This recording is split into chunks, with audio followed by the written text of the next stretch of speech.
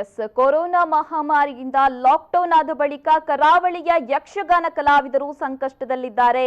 ಅವರಿಗೆ ಸರ್ಕಾರ ಆರ್ಥಿಕ ಭದ್ರತೆಯನ್ನ ಒದಗಿಸಬೇಕು ಅಂತ ಯಕ್ಷಗಾನ ಹಾಸ್ಯ ಕಲಾವಿದರ ಒಕ್ಕೂಟ ಆಗ್ರಹಿಸಿರುವಂತದ್ದು. ಈ ಬಗ್ಗೆ ಮಂಗಳೂರಿನಲ್ಲಿ ಮಾಧ್ಯಮದೊಂದಿಗೆ ಯಕ್ಷಗಾನ ಹಾಸ್ಯ ಕಲಾವಿದರಾದಂತಹ ಒಕ್ಕೂಟದ ಸಂಚಾಲಕರಾದ ಸಿಕೆ ಪ್ರಶಾಂತ್ ರವರು ಮಾತನಾಡಿದ್ದಾರೆ. ಲಾಕ್ಡೌನ್ ಬಳಿಕ ಯಕ್ಷಗಾನ ಕಲಾವಿದರು ಸಂಕಷ್ಟದಲ್ಲಿದ್ದಾರೆ. ಎಲ್ಲ ಯಕ್ಷಗಾನ ಕಲಾವಿದರು ಅವರವರ ಮನೆಯಲ್ಲೇ ಇದ್ದಾರೆ. ಯಕ್ಷಗಾನ ಕಲಾವಿದರು 6 ತಿಂಗಳ ಕಾಲ ತಿರುಗಾಟ ಮಾಡಿ ಹೊಟ್ಟೆ ತುಂಬಿಸುವಂತಹ ಕಲಾವಿದರು. ಆದ್ರೆ ಇದೀಗ ತುಂಬಾ ಸಂಕಷ್ಟದಲ್ಲಿದ್ದೇವೆ. ಮಹಾಮಾರಿ ಒಕ್ಕರಿಸುವುದರಿಂದ ಎಲ್ಲರ ಜೀವನ ಅತಂತ್ರವಾಗಿದೆ. ಈಗಾಗಲೇ ಸರ್ಕಾರಕ್ಕೆ ಸಚಿವರ ಮೂಲಕ ಮನವಿಯನ್ನ ಕೂಡ ನೀಡಿದ್ದೇವೆ. ಯಕ್ಷಗಾನ ಕಲಾವಿದರಿಗೆ ಆರ್ಥಿಕ ಭದ್ರತೆ ಇನ್ನೂ ದೊರೆತಿಲ್ಲ. ಲಾಕ್ಡೌನ್ ಸಡಿಲವಾಗಿದ್ದು ಕೆಲವು ಕಾರ್ಮಿಕರಿಗೆ ಅವರ ಕೆಲಸವನ್ನ ಮುಂದುವರಿಸಲು ಅವಕಾಶವಿದೆ. ಆದ್ರೆ ಯಕ್ಷಗಾನ ಕಲಾವಿದರ 1.5 ವರ್ಷವೂ ಕಾರ್ಯಕ್ರಮ ಮಾಡಲು ಅಸಾಧ್ಯ.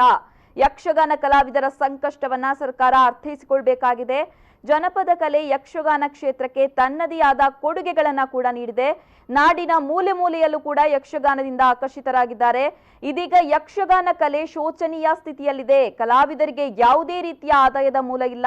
ಕಲಾವಿದರೆಲ್ಲ ಬಡ ಕುಟುಂಬದವರು ಆಗಿದ್ದಾರೆ. ದಯಮಾಡಿ ಯಕ್ಷಗಾನ ಕಲಾವಿದರ ಕಣ್ಣೀರನ್ನು ಒರೆಸುವ ಕೆಲಸ ಸರ್ಕಾರ ಮಾಡಬೇಕಾಗಿದೆ ಅಂತ ಹೇಳಿದ್ದಾರೆ. ಇದೇ ವೇಳೆ ಯಕ್ಷಗಾನ ಹಾಸ್ಯ ಕಲಾವಿದರ ಒಕ್ಕೂಟದ ಅಧ್ಯಕ್ಷರಾದಂತಹ ದಿನೇಶ್ ಶೆಟ್ಟಿ ಕೊಡಪದವು, ಕಾರ್ಯದರ್ಶಿ ಕಡಬ ದಿನೇಶ್ ರೈ ಅವರು ರಾಜ್ಯ ಸರ್ಕಾರಕ್ಕೆ ಆರ್ಥಿಕ ಭದ್ರತೆಯನ್ನ ಒದಗಿಸಲು ಆಗ್ರಹಿಸಿರುವಂತದ್ದು. ಈ ಬಗ್ಗೆ ಮಾತನಾಡೋದಕ್ಕೆ ನಮ್ಮ ಜೊತೆಗೆ ಹಾಸ್ಯ ಕಲಾವಿದರ ಒಕ್ಕೂಟದ ಅಧ್ಯಕ್ಷರಾದಂತಹ ದಿನೇಶ್ ಶೆಟ್ಟಿ ಕೊಡಪದವು ನೇರ ಸಂಪರ್ಕದಲ್ಲಿದ್ದಾರೆ. ಹಲೋ ಸರ್, ನಮಸ್ತೆ. ಹಲೋ, ನಮಸ್ಕಾರ ಮೇಡಮ್. ಎಸ್, ರಾಜ್ಯದಾದ್ಯಂತ ಕೊರೋನಾ ಮಹಾಮಾರಿ ಅಟ್ಟಹಾಸ ದಿನದಿಂದ ದಿನಕ್ಕೆ ಹೆಚ್ಚಾಗ್ತಾ ಇದೆ. ಕೊರೋನಾ ಲಾಕ್ಡೌನ್ ನಿಂದಾಗಿ ಹಲವಾರು ಮಂದಿ ಆರ್ಥಿಕ ಸಂಕಷ್ಟಕ್ಕೆ ಕೂಡ ಒಳಗಾಗಿದ್ದಾರೆ. ಯಕ್ಷಗಾನ ಕ್ಷೇತ್ರಕ್ಕೂ ದೊಡ್ಡ ಹೊಡೆತವನ್ನೇ ನೀಡಿದೆ ಅಂತಲೇ ಹೇಳ್ಬೋದು. ಸೊ ಈ ಬಗ್ಗೆ ಹೇಳೋದಾದ್ರೆ ಸರ್. ಮೇಡಮ್, ಈಗ ಯಕ್ಷಗಾನ ಎನ್ನುವುದು ಸಾಧಾರಣ ನವೆಂಬರ್ ತಿಂಗಳಿಂದ ಪ್ರಾರಂಭವಾಗಿ ಮೇ ತಿಂಗಳು 25ನೇ ತಾರೀಕಿನವರೆಗೆ ನಡೆಯುವಂತಹ ಒಂದು ವಿಷಯ. ನಮ್ಮಲ್ಲಿ ಏನು ಅಂತ ಹೇಳಿದ್ರೆ, ಈಗ ಯಕ್ಷಗಾನ ಕಲಾವಿದರ ಒಂದು ಸೀಸನ್ ಅಂತ ಹೇಳಿದ್ರೆ ಮಾರ್ಚ್ ತಿಂಗಳಿಂದ ಏಪ್ರಿಲ್ ಮೇವರೆಗೆ. ಎಲ್ಲ ಏಪ್ರಿಲ್ ತಿಂಗಳಲ್ಲಿ ಸಾಧಾರಣ 31 ಆಟ ಸಿಗ್ತದೆ ಎಲ್ಲ ಮೇಳಕ್ಕೂ. ಫುಲ್ ಅದು ಯಕ್ಷಗಾನ ಕಲಾವಿದರ ಸೀಸನ್ ಅದು. ಈ ಹೊತ್ತಿಗೆ ನಮಗೆ ಗೊತ್ತಿಲ್ಲದ ಹಾಗೆ ಮಾರ್ಚ್ 18ರಿಂದ ಲಾಕ್ಡೌನ್ ಪ್ರಕ್ರಿಯೆ ಪ್ರಾರಂಭ ಆದ್ದರಿಂದ ನಮಗೆ ಯಕ್ಷಗಾನ ಎಲ್ಲ ನಮ್ಮ ಧಾರ್ಮಿಕ ಕಾರ್ಯಕ್ರಮಗಳೆಲ್ಲ ನಿಂತು ಹೋಯಿತು. ಅದರಲ್ಲಿ ಸಾಧಾರಣ ಎಲ್ಲಾ ಕಲಾವಿದರಿಗೆ ಆರ್ಥಿಕವಾಗಿ ತುಂಬಾ ಪೆಟ್ಟು ಬಿದ್ದಿದೆ ಮೇಡಮ್. ಹಲೋ, ಹೇಳಿ ಸರ್. ಹಾಗೆ ಅದರ ಬಗ್ಗೆ ನಾವು ಈಗ ಮಾನ್ಯ ಸಚಿವರಿಗೆ ಕೋಟ ಶ್ರೀನಿವಾಸ ಪೂಜಾರಿ ಅವರಿಗೆ ನಾವು ಮನವಿಯನ್ನು ಕೊಟ್ಟಿದ್ದೇವೆ. ನಮ್ಮ ಮತ್ತೆ ಯಕ್ಷಧ್ರುವ ಪಟ್ಲ ಫೌಂಡೇಶನ್ ಅಧ್ಯಕ್ಷರಾದಂತಹ ಪಟ್ಲ ಸತೀಶ್ ಶೆಟ್ಟಿ ಅವರ ಹತ್ರ ಫೋನ್ ಮಾಡಿ ಮಾತಾಡಿದಾಗ ಹೇಳಿದ್ದಾರೆ. ಮತ್ತೆ ನಮ್ಮ ಸರಪಳಿ ಅಶೋಕ್ ಶೆಟ್ಟರು ಮಾತಾಡಿದ್ರು, ಅವರ ಹತ್ರ ಕೂಡ ಅದೇ ರೀತಿ ಹೇಳಿದ್ದಾರೆ, ನಾವು ಆದಷ್ಟು ಬೇಗ ಸ್ಪಂದಿಸ್ತೇವೆ ಅಂತ ಹೇಳಿ. ಆದರೆ ಈಗ ಕೇಂದ್ರದಿಂದ ರಾಜ್ಯದಿಂದ ಪ್ಯಾಕೇಜ್ ಎಲ್ಲ ಎಲ್ಲರಿಗೂ ಕೊಡ್ತಾ ಇದ್ದಾರೆ. ಈಗ ಸವಿತಾ ಸಮಾಜದವರಿಗೆ ಕೊಟ್ಟಿದ್ದಾರೆ, ರಿಕ್ಷಾ ಚಾಲಕರಿಗೆ ಕೊಟ್ಟಿದ್ದಾರೆ, ಶ್ರಮಿಕರಿಗೆ ಎಲ್ಲರಿಗೂ ಕೊಟ್ಟಿದ್ದಾರೆ. ಆದ್ರೆ ಕಲಾವಿದರ ಬಗ್ಗೆ ಯಾರು ಮಾತಾಡುವುದಿಲ್ಲ. ಹಾಗಿರುವಾಗ ಕಲಾವಿದರಲ್ಲಿ ತುಂಬಾ ಬಡವರಿದ್ದಾರೆ. ಮತ್ತೊಂದು ವಿಷಯ ಏನು ಅಂತ ಹೇಳಿದ್ರೆ, ಈಗ ಲಾಕ್ಡೌನ್ ಪ್ರಕ್ರಿಯೆ ಮುಗಿದ ತಕ್ಷಣ ಎಲ್ಲ ವ್ಯಾಪಾರ ವಹಿವಾಟುಗಳು ಪ್ರಾರಂಭ ಆಗ್ತದೆ. ಅಂಗಡಿ ಇರ್ಬೋದು, ಯಾವುದೇ ಒಂದು ಸ್ಥಗಿತಗೊಂಡಂತಹ ಎಲ್ಲ ಸಂಸ್ಥೆಗಳು ಪ್ರಾರಂಭ ಆಗ್ತದೆ. ಅವರಿಗೆ ವ್ಯಾಪಾರ ಒಂದು ಸ್ವಲ್ಪ ಕಡಿಮೆ ಆದ್ರೂ ಕೂಡ 1 ವಾರದಲ್ಲೋ 1 ತಿಂಗಳಲ್ಲೋ ಅದು ಸೆಟ್ ಆಗ್ತದೆ. ನಮಗೆ ಆಗಲ್ಲ. ಇನ್ನು ಇದು ನಮ್ಮ ಮಳೆಗಾಲ, ಮೇಯಿಂದ ನಮ್ಮ ಯಕ್ಷಗಾನ ಮುಗಿಯುವಂತಹ ಹೊತ್ತಿದು. ಹಾಗಿರುವಾಗ ನಮಗೆ ಡಿಸೆಂಬರ್ ವರೆಗೆ ಇನ್ನು ಯಕ್ಷಗಾನ ಪ್ರಾರಂಭ ಆಗುತ್ತದೆ ಅನ್ನುವಂತಹ ಭರವಸೆ ಇಲ್ಲ. ಆದ್ದರಿಂದ ನಾವು ಮಾಧ್ಯಮದ ಮೂಲಕ ಹೇಳುವುದೇನು ಅಂತ ಹೇಳಿದ್ರೆ, ನಮ್ಮ ಜನಪರವಾಗಿ ಜನರಿಗೆ ಬೆನ್ನೆಲುಬಾಗಿ ನಿಂತಹ ನಮ್ಮ ರಾಜ್ಯ ಸರ್ಕಾರ, ಹಾಗೆ ನಮ್ಮ ಇಲ್ಲಿಂದ ಆಯ್ಕೆಯಾಗಿ ಹೋದಂತಹ ನಮ್ಮ ಸಚಿವರು ಎಲ್ಲರೂ ಮನಸ್ಸು ಮಾಡಿ ಆದಷ್ಟು ಬೇಗ ಆರ್ಥಿಕ ಸಂಕಷ್ಟದಲ್ಲಿರುವಂತಹ ಕಲಾವಿದರಿಗೆ ಒಂದು ಸಹಾಯ ಆಗುವಂತಹ ಯಾವುದಾದ್ರೂ ಒಂದು ಒಳ್ಳೆ ಒಂದು ವಿಷಯವನ್ನು ತಗೊಳ್ಬೇಕು ಅಂತ ಕೇಳುದು ಮೇಡಮ್ ನಾವು. ಈಗಾಗಲೇ ಸರ್ಕಾರಕ್ಕೆ ಕೂಡ ಮನವಿಯನ್ನ ನೀಡಿದ್ದೀರಿ ಸಚಿವರ ಮೂಲಕ. ಇದಕ್ಕೆ ಏನಾದ್ರೂ ಸ್ಪಂದನೆ ಸಿಕ್ಕಿದೆಯಾ ಸರ್? ಸ್ಪಂದನೆ ಕೊಟ್ಟಿದ್ದಾರೆ ಮೇಡಮ್, ಹೇಳಿದ್ದಾರೆ ನಿಮಗೆ ಆದಷ್ಟು ಬೇಗ ಕಿಟ್ಟಿನ ವ್ಯವಸ್ಥೆ ಮಾಡ್ತೇವೆ ಅಂತ ಹೇಳಿದ್ದಾರೆ. ಹಾಗೆ ಕೊಲ್ಲೂರಿಂದ ನಮ್ಮ ಸಚಿವರ ಮೂಲಕ ನಮಗೆ ಕಲಾರಂಗದ ಮೂಲಕವಾಗಿ ಎಲ್ಲರ ಮನೆ ಬಾಗಿಲಿಗೆ ಕಿಟ್ಟು ಕೊಂಡೋಗಿ ಕೊಡುವಂತ ಆಹಾರ ಸಾಮಗ್ರಿಗಳನ್ನು ಕೊಡುವಂತ ವ್ಯವಸ್ಥೆ ಮಾಡಿದ್ದಾರೆ.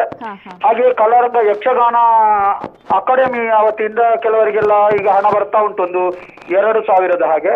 ನಮಗೆ ಅಷ್ಟು ಸಣ್ಣ ಮೊತ್ತ ಈಗ ಸಾಕಾಗುವುದಿಲ್ಲ. ಅಂದ್ರೆ 6-8 ತಿಂಗಳು ಮನೆಯಲ್ಲಿ ಕುಳಿತಂತಹ ಕಲಾವಿದರಿಗೆ ಒಂದು 2,000ದಷ್ಟು ಸಣ್ಣ ಮೊತ್ತ ಸಾಕಾಗುವುದಿಲ್ಲ. ಹಾಗೆ ಕಲಾವಿದರಿಗೆ ದೊಡ್ಡ ಮೊತ್ತ ಅಂತಲ್ಲ, ಅವರಿಗೆ ಬೇಕಾಗುವಂತಹ ಎಲ್ಲ ಒಂದು 70% ಆದ್ರೂ ವ್ಯವಸ್ಥೆಯನ್ನು ಸರ್ಕಾರದಿಂದ ನಮಗೆ ಮಾಡಿಕೊಡ್ಬೇಕು ಅಂತ ನಾವು ಕೇಳುದು ಮೇಡಮ್. ಹಾಗೆ ನಮ್ಮ ಯಕ್ಷಗಾನ ಹಾಸ್ಯಗಾರ ಒಕ್ಕೂಟದ ಕಾರ್ಯದರ್ಶಿ ಇದ್ದಾರೆ ದಿನೇಶ್ ರೈ ಕಡಬ ಅಂತೇಳಿ, ಅವರ ಹತ್ರ ಸ್ವಲ್ಪ ಕೊಡ್ತೇನೆ ಮೇಡಮ್, ಹೇಳ್ತಾರೆ ಅವರು ಇದ್ರ ಬಗ್ಗೆ. ಹಲೋ, ನಮಸ್ತೆ. ಹಲೋ, ಹೇಳಿ ಸರ್. ಈಗ ಯಕ್ಷಗಾನ ಕಲಾವಿದರಲ್ಲಿಯೂ 3 ವರ್ಗ ಉಂಟು ಸರ್ ಮೇಡಮ್. ಒಂದು ಸ್ವಲ್ಪ ಮಟ್ಟಿಗೆ ಅವರ ಮನೆಯಲ್ಲಿ ಅವರಿಗೆ ಬದುಕಷ್ಟು ಉಂಟು. ಇನ್ನು ಉಳಿದ ಒಂದು 30% ಅಷ್ಟೇ. ಉಳಿದ 70% ಕಲಾವಿದರು ಮಧ್ಯಮ ವರ್ಗಕ್ಕೆ ಮತ್ತು ಬಡ ವರ್ಗಕ್ಕೆ ಸೇರಿದವರು. ಈ ಅಂತವರನ್ನ ಹುಡುಕಿ ಅವರು ಯಾರು ಅಸಕ್ತರಿದ್ದಾರೆ ಅವರಿಗೆ ಸಹಾಯ ಮಾಡುವಂತ ಏನಾದ್ರೂ ವ್ಯವಸ್ಥೆಯನ್ನು ಕಲ್ಪಿಸಬೇಕು ಅಂತ ನಾವು ಕೇಳಿಕೊಳ್ಳುವುದು. ಆಮೇಲೆ ಈಗ ಸರ್ಕಾರದವರು ಏನ್ ಮಾಡಿದ್ದಾರೆ, ಕೆಲವೊಂದಷ್ಟು ಮಂದಿಗೆ 5 ಬೇರೆ ಬೇರೆ ವ್ಯವಸ್ಥೆಯ ಬೇರೆ ಬೇರೆ ಕುಲಕಸುಬು ನಂಬಿಕೊಂಡಿದ್ದವರಿಗೆ 5,000 ರೂಪಾಯಿಯನ್ನು ಘೋಷಣೆ ಮಾಡಿದ್ದಾರೆ. ಆದ್ರೆ ಲಾಕ್ಡೌನ್ ಓಪನ್ ಆದ ಮೇಲೆ ಅವರ ಕೆಲಸ ಕಾರ್ಯಗಳು ಆರಂಭವಾಗ್ತವೆ. ಆದ್ರೆ ಸಾರ್ವಜನಿಕ ಕಾರ್ಯಕ್ರಮಗಳು ಯಾವುದೇ ಕಾರಣಕ್ಕೂ ಆಗುವ ಸಾಧ್ಯತೆಗಳಿಲ್ಲ. ಸೊ ಈಗ ಯಕ್ಷಗಾನ ಕಲಾವಿದರು ಬೇಸಿಗೆ ಕಾಲದಲ್ಲಿ 6 ತಿಂಗಳ ತಿರುಗಾಟ ಮಾಡಿ, ನಂತರ ಮಳೆಗಾಲದಲ್ಲಿ ಒಂದಷ್ಟು ಕಲಾವಿದರು ಪ್ರವಾಸಿ ಯಕ್ಷಗಾನ ಮಂಡಳಿ ಅಂತ ಕಟ್ಟಿಕೊಂಡು ರಾಜ್ಯದ ಬೇರೆ ಬೇರೆ ಕಡೆಗಳಲ್ಲಿ, ದೇಶದ ಬೇರೆ ಬೇರೆ ಕಡೆಗಳಲ್ಲಿ, ವಿದೇಶಗಳಲ್ಲಿ ಪ್ರದರ್ಶನವನ್ನ ಕೊಡ್ತಾ ಇದ್ರು. ಇನ್ನು ಸ್ವಲ್ಪ ಮಂದಿ ಚಿಕ್ಕ ಮೇಳ, ಮನೆ ಮನೆ ಯಕ್ಷಗಾನ ಅಂತ ಒಂದಷ್ಟು ಕಲಾವಿದರು ಅದರಲ್ಲಿ ಆ ಹೆಸರಿನಲ್ಲಿ ಜೀವನ ನಡೆಸ್ತಾ ಇದ್ರು. ಆದ್ರೆ ಇದು ಯಾವುದೂ ಮುಂದೆ ಆಗುವುದಿಲ್ಲ. ಆ ಕಾರಣಕ್ಕಾಗಿ ತೀರ ಸಂಕಷ್ಟಕ್ಕೊಳಗಾಗ್ತಾರೆ ಕಲಾವಿದರು ಇನ್ನು ಮಳೆಗಾಲದಲ್ಲಿ. ಆದ್ರಿಂದ ಸರ್ಕಾರದವರು ಇದನ್ನ ಗಮನಕ್ಕೆ ತೆಗೆದುಕೊಂಡು ದಯವಿಟ್ಟು ಈ ಬಗ್ಗೆ ಗಮನ ಹರಿಸಿ ನಮಗೂ ಏನಾದ್ರೂ ಸ್ವಲ್ಪ ಮಟ್ಟಿಗೆ ಸಹಕಾರ ನೀಡಬೇಕು ಅಂತ ಈ ಮೂಲಕ ನಾವು ವಿನಂತಿಸ್ತಾ ಇದ್ದೇವೆ. Okay sir, okay, thank you sir. ಕರೆಗೆ ಸಿಕ್ಕಿದ್ದಕ್ಕಾಗಿ thank you sir. Yes, Yakshagana ಕಲಾವಿದರು ಕೂಡ ಅತಂತ್ರ ಸ್ಥಿತಿಯಲ್ಲಿರುವಂಥದ್ದು. ಕೊರೋನಾ ಮಹಾಮಾರಿಯಿಂದಾಗಿ ಲಾಕ್ಡೌನ್ ಆದ ಬಳಿಕ ಕರಾವಳಿಯ ಯಕ್ಷಗಾನ ಕಲಾವಿದರು ಸಂಕಷ್ಟದಲ್ಲಿದ್ದಾರೆ. ಅವರಿಗೆ ಸರ್ಕಾರ ಆರ್ಥಿಕ ಭದ್ರತೆಯನ್ನ ಒದಗಿಸಬೇಕು ಅಂತ ಅವರು ಹಾಸ್ಯ ಕಲಾವಿದರಾದಂತಹ ದಿನೇಶ್ ಶೆಟ್ಟಿ ಅವರು ಹೇಳಿರುವಂಥದ್ದು. ಇನ್ನು ಯಾವುದೇ ರೀತಿಯ ಯಕ್ಷಗಾನ ಕಲಾವಿದರ 1.5 ವರ್ಷ ಕೂಡ ಕಾರ್ಯಕ್ರಮ ಮಾಡಲು ಅಸಾಧ್ಯ. ಯಕ್ಷಗಾನ ಕಲಾವಿದರ ಸಂಕಷ್ಟವನ್ನ ಸರ್ಕಾರ ಅರ್ಥೈಸಿಕೊಳ್ಬೇಕಾಗಿದೆ ಅಂತ ಅವರು ಕರೆಯಲ್ಲಿ ಈಗಾಗಲೇ ಹೇಳಿದ್ದಾರೆ. ಇನ್ನು ಜನಪದ ಕಲೆ ಯಕ್ಷಗಾನ ಕ್ಷೇತ್ರಕ್ಕೆ ತನ್ನದೇ ಆದ ಕೊಡುಗೆಗಳನ್ನ ನೀಡಿದೆ. ನಾಡಿನ ಮೂಲೆ ಮೂಲೆಯಲ್ಲೂ ಕೂಡ ಯಕ್ಷಗಾನದಿಂದ ಆಕರ್ಷಿತರಾಗಿದ್ದಾರೆ. ಇದೀಗ ಯಕ್ಷಗಾನ ಕಲೆ ಶೋಚನೀಯ ಸ್ಥಿತಿಯಲ್ಲಿದೆ. ಕಲಾವಿದರಿಗೆ ಯಾವುದೇ ಆದಾಯದ ಮೂಲ ಇಲ್ಲ. ಕಲಾವಿದರೆಲ್ಲ ಬಡ ಕುಟುಂಬದವರಾಗಿದ್ದಾರೆ. ದಯಮಾಡಿ ಯಕ್ಷಗಾನ ಕಲಾವಿದರ ಕಣ್ಣೀರನ್ನು ಒರೆಸುವ ಕೆಲಸ ಸರ್ಕಾರ ಮಾಡಬೇಕಾಗಿದೆ ಅನ್ನುವಂಥದ್ದು ಕೂಡ ಅವರ ಒಂದು ಆಗ್ರಹವಾಗಿದೆ. ಯಕ್ಷಗಾನ ಕಲಾವಿದರು ತುಂಬ ಸಂಕಷ್ಟದಲ್ಲಿದ್ದಾರೆ. ಅಂದರೆ ಶಾಂತವಾಗಿ ಹರಿಯುತ್ತಿದ್ದಂತಹ ನೀರಿಗೆ ಒಡ್ಡನ್ನು ಒಡ್ಡಿದ ಹಾಗೆ ಯಕ್ಷಗಾನ ಕಲಾವಿದರ ಪರಿಸ್ಥಿತಿ ಪ್ರಸ್ತುತವಾಗಿ ಆಗಿದೆ. ಇದಕ್ಕೆ ಕಾರಣ ಅಂತ ಹೇಳಿದರೆ, ಯಕ್ಷಗಾನ ಕಲಾವಿದರು ಸಾಧಾರಣ ನವೆಂಬರ್ ತಿಂಗಳಲ್ಲಿ ಮೇಳ ಹೊರಟು ಮೇ 25ರವರೆಗೆ ತಿರುಗಾಟ ಮಾಡುವಂಥ ಒಂದು ಪ್ರಕ್ರಿಯೆ ಇಟ್ಟುಕೊಂಡವರು. ಯಕ್ಷಗಾನದಲ್ಲಿ ನಾನಾ ರೀತಿಯಾಗಿ ಕೆಲವು ಉದ್ದೇಶದಿಂದ ದುಡಿಯುವಂಥ ಕಲಾವಿದರಿದ್ದಾರೆ. ಕೆಲವರು ಹೊಟ್ಟೆಪಾಡಿಗಾಗಿ ದುಡಿತಾರೆ, ಕೆಲವರು ಹೆಸರಿನ ಹಿಂದೆ ಬಿದ್ದು ದುಡಿಯುವವರಿದ್ದಾರೆ.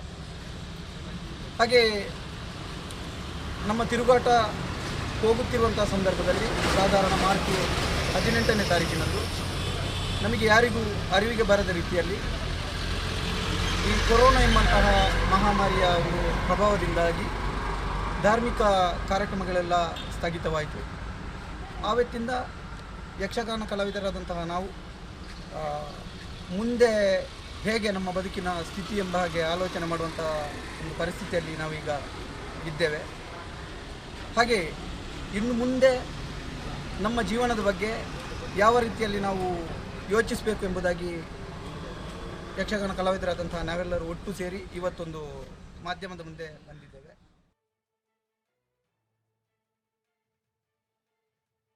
ಸುಮಾರು ತೆಂಕು ಬಡಗಿನ ಯಕ್ಷಗಾನ ಕಲಾವಿದರು ಲೆಕ್ಕಾಚಾರ ತಗೊಂಡ್ರೆ ಬಹಳಷ್ಟು ಮಂದಿ ಸಿಗ್ತಾರೆ. ಆದರೆ ವೃತ್ತಿಪರವಾಗಿ ಇದನ್ನೇ ನಂಬಿಕೊಂಡು ಬಂದಂಥ ಕಲಾವಿದರು ಸುಮಾರು 1,000ದಷ್ಟು ಮಂದಿ ಇರ್ಬೋದು. ಈ ಕಲಾವಿದರು ಬೇಸಿಗೆ ಕಾಲದಲ್ಲಿ 6 ತಿಂಗಳಲ್ಲಿ ಮೇಳದಲ್ಲಿ ತಿರುಗಾಟ ಮಾಡಿಕೊಂಡು ತನ್ನ ಜೀವನವನ್ನು ಸಾಗಿಸ್ತಾ ಇದ್ರು. ಮಳೆಗಾಲದಲ್ಲಿ ಕೆಲವು ಪ್ರವಾಸಿ ಯಕ್ಷಗಾನ ಮಂಡಳಿಗಳು, ಇನ್ನು ಕೆಲವರು ಚಿಕ್ಕ ಮೇಳ ಮನೆ ಮನೆ ಯಕ್ಷಗಾನವನ್ನು ನಂಬಿಕೊಂಡು ತನ್ನ ಜೀವನವನ್ನು ಸಾಗಿಸ್ತಾ ಇದ್ರು. ಆದರೆ ಈಗ ಕೊರೋನಾ ಆಘಾತದಿಂದ ಕಲಾವಿದರು ಸಂಕಷ್ಟಕ್ಕೀಡಾಗಿದ್ದಾರೆ. ಈಗ ಬಾಕಿಯವರಿಗೆಲ್ಲ ಲಾಕ್ಡೌನು ಓಪನ್ ಆದ ಮೇಲೆ ಅವರವರ ವೃತ್ತಿಯನ್ನು ಆರಂಭಿಸುವುದಕ್ಕಾಗುತ್ತದೆ. ಆದರೆ ಸಾರ್ವಜನಿಕ ರಂಗದಲ್ಲಿರುವಂಥವರಿಗೆ ಸಾರ್ವಜನಿಕ ಸಂಪರ್ಕದೊಂದಿಗೆ ಮಾಡುವಂಥ ಯಾವುದೇ ಕಾರ್ಯಕ್ರಮ ನಡೆಯುವ ಸಾಧ್ಯತೆಗಳಿಲ್ಲ. ಆದ್ದರಿಂದ ಬಹುಶಃ ಮುಂದೆ 1-1.5 ವರ್ಷಗಳ ಕಾಲ ಯಕ್ಷಗಾನ ನಡೆಸುವುದಕ್ಕೆ ಅವಕಾಶ ಇಲ್ಲದೇ ಇರಬಹುದು ಅಥವಾ ಆಗ್ತದೆ ಅನ್ನುವ ನಿರೀಕ್ಷೆ ಇಲ್ಲ. ಆದ್ದರಿಂದ ಸರ್ಕಾರದಲ್ಲಿ ತಮ್ಮ ಮನವಿ, ಈಗ ಸರ್ಕಾರದಿಂದ ಏನೋ ಸಣ್ಣ ಪುಟ್ಟ ಕಿಟ್ಟು ಒದಗಿಸುವಂಥದ್ದು ಅಥವಾ ಸಣ್ಣ ಪುಟ್ಟ ವ್ಯವಸ್ಥೆಯನ್ನು ಮಾಡಿದ್ದಾರೆ, ಅದು ಸಾಕಾಗುವುದಿಲ್ಲ. ಯಾಕಂತ ಹೇಳಿದರೆ ಈಗ ರಿಕ್ಷಾ ಚಾಲಕರಿಗೂ ಇನ್ನಿತರ ಭಾಳಷ್ಟು ಮಂದಿಗೆ 1,610 ಕೋಟಿ ಪ್ಯಾಕೇಜಿನೊಂದಿಗೆ ಸುಮಾರು 5,000 ರೂಪಾಯಿ ಕೊಡುವಂಥ ವ್ಯವಸ್ಥೆಯನ್ನು ಮಾಡಿದ್ದಾರೆ. ಆದರೆ ಆ ಸಾಲಿನಲ್ಲಿ ಯಕ್ಷಗಾನ ಕಲಾವಿದರನ್ನು ಬಿಟ್ಟಿದ್ದಾರೆ.